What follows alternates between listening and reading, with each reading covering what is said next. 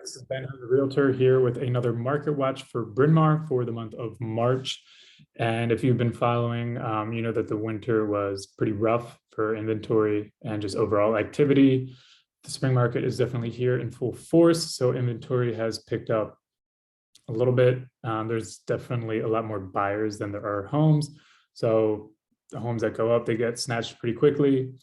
Right now is just an amazing time to sell. The problem that I have with some sellers, and I think every realtor has, is that they're like, yeah, I want to sell my house, but I don't have anything to move into. And then we're just waiting for that first domino to fall. Don't really know what to tell you. I suggest to some people, like, hey, maybe rent for a year or two, because you can sell at top dollar now. Rent for a bit, wait it out. I mean, mortgages are going to go up, but it might be worth in 2 years. I don't know what the market's going to look like. No one does. Mortgages are already at 5% now, and it hasn't really stopped buyer demand. Maybe it's just like limited some of like how high they can go, but you'll see with some of these homes that the prices they got are just like silly. I don't know how else to say it.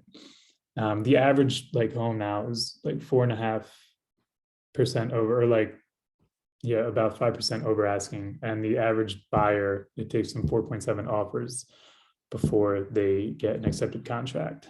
So that's what's happening. I mean, right now, like a nice home at a good price point, it's probably getting like 5-ish offers, if not more. Probably will last, I think, until June. And then you'll start to see homes get like 1 or 2 offers. That's what happened last year. And again, last year wasn't as intense as this year. This year's just crazy. But that's probably what's going to happen. So if you've been thinking of selling soon, I have people that are planning on listing in the fall or like late summer, and for whatever reason they can't do it this spring. But I would suggest like selling now. You can do something called a rent back, where like you sell it, you close in 2 months, and then the people who buy the house will rent it back to you for like a month or two. That's an option. There's tons of options and things you can do, or you could just do a delayed settlement. That hurts because buyers can't quite lock in the interest rates and with them going so up. But anyway, there's a lot of things to do. So if you are interested in like how to navigate possibly selling your home or moving, my contact info is below, and I'd love to just be a resource at the very least. And all right, that's my spiel. We'll get started with the market watch. Starting with LM, I'm going to fly through the pendings and actives just because there's so many homes to go through in all of Bryn Mawr. I mean, Bryn Mawr's huge. So all these are active. They're still active. Kerwin, this one wasn't on that long. Yeah, it was just like 6 days. And so it's listed at 1.5. I'm not sure how high that went, but we'll see what it gets. This one on Harrington Road, everyone recognizes this home. You drive by it all the time. Absolutely gorgeous. It's been on the market almost a year. That's now under contract for 3.5. Meissen for 795, 2-bed, and just some more pendings. Now we're getting to the close one. This condo closed for 270. Roberts Rose closed for 960, originally listed at 115. So not every home goes over market, and it was on the market for 22 days. Usually if a buyer wants to, if they're, let's say their price point's like $1 million and there's a home for like, I don't know, 150 or like 1.1, it's not worth seeing it like the first week, maybe 2 weeks, just because homes just go so quick. But if the home's been sitting there for 2 weeks, then yeah, I think you can go in, maybe send in a lower offer. It's worth it then. This one definitely went over. It was listed at 1.1, sold for 1.25, and these people bought it in June 2020 for 860. And I mean, they didn't do like a gut job reno. They did like a bunch of painting and like landscaping, so they really made it look sharp. But 2 years increased the value by 400K. So great job for those sellers. They really timed it pretty well. Ringwood ended up at 1.125. That was 6% below asking, on the market for 10 days. So again, if you're interested in something, it's always worth sending in an offer. Just you have to be prepared for rejection. Like I said, it takes 4.7 offers. These two condos sold. This one is I don't really know what to say. So it was listed at 1.2 and it sold for 1.53. That's 331,000 over asking. That's the most I've seen over asking, I think. I know there's one in Penn Valley right now that's like 200K over asking. It's pending. But this one like 330. Yeah, someone just really wanted that house, I guess. And that's what it takes. If a buyer really likes a home and like they need to have that home, then you can send in a silly offer. You can also do escalation clauses. So that's definitely a useful tool for buyers where they'll say, all right, I'll beat a competing offer. Like, all right, I offer 1.2, I'll beat a competing offer by 25K up to 1.4.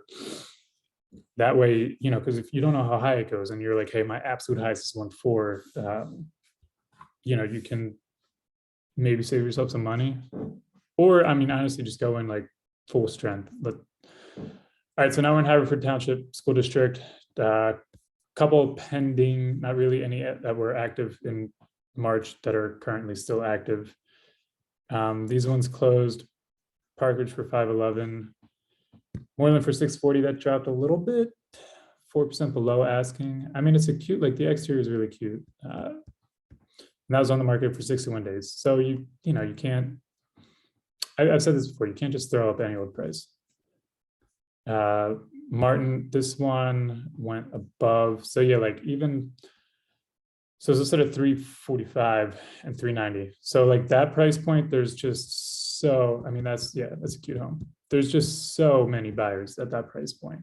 And it's just, there's not close to enough homes.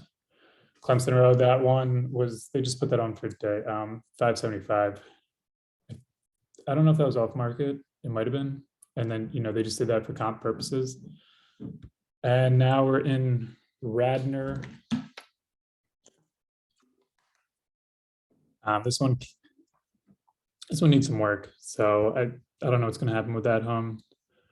Wentworth, this was just listed like, 10 days ago. I guess somewhat unique exterior, but we'll see what happens with that one. Again, in this market, 10 days, things like that's almost like a long time in this market. Barclay right here for 800, Weldon for 650. Again, like I'm just trying to fly through these. Drakestone's for 720. Now we have the pendings under contracts. Northwind's for 1.2. These ones are all pending right here. Again, we have more pending. And now we have the closed ones. So this one on Garrett, that was zoned for 252. And it was originally listed for 430. So then it's settled at 365. Sproul for 560. That was on for 150 days. It sold 17% below asking. This one sold for 2 even, and that was 16% below asking. It was listed at 2.4. I mean, at that price point, that's not unheard of at all. And that was on for 3 months. Dartmouth for 940. It was 14% below asking. It was listed at 1.1. So compared to like other towns, like on the main line and like Lower Merion, like I don't know, this particular like Bryn Mawr Radnor School District, I'm seeing some of these homes settled for a lot less. Now, granted, they went under contract in the winter, so there wasn't quite the buyer demand. Whereas like the homes that are going on contract now, like because there's insane amounts of buyer demand, they most likely will have a lot of over asking closings. We'll see like in the next month or two. This one on Bryn Mawr Ave sold for 995. It was listed at 1,095. This was like a unique home. Those are, hard to tell. That was on the market for 2 months. Fairfax closed for 6. It was listed basically at 6. So they did a good job pricing it. It's going to be a pretty nice, cute starter home to somebody. In Rodney Road, this one sold for $1,050,000 on Rodney Road. It was really like, it's a gorgeous, gorgeous home. But I think that's 2,900 like square feet, like including the basement. So I forget how many. So it's like 25 above ground square feet. And that closed for over $1 million.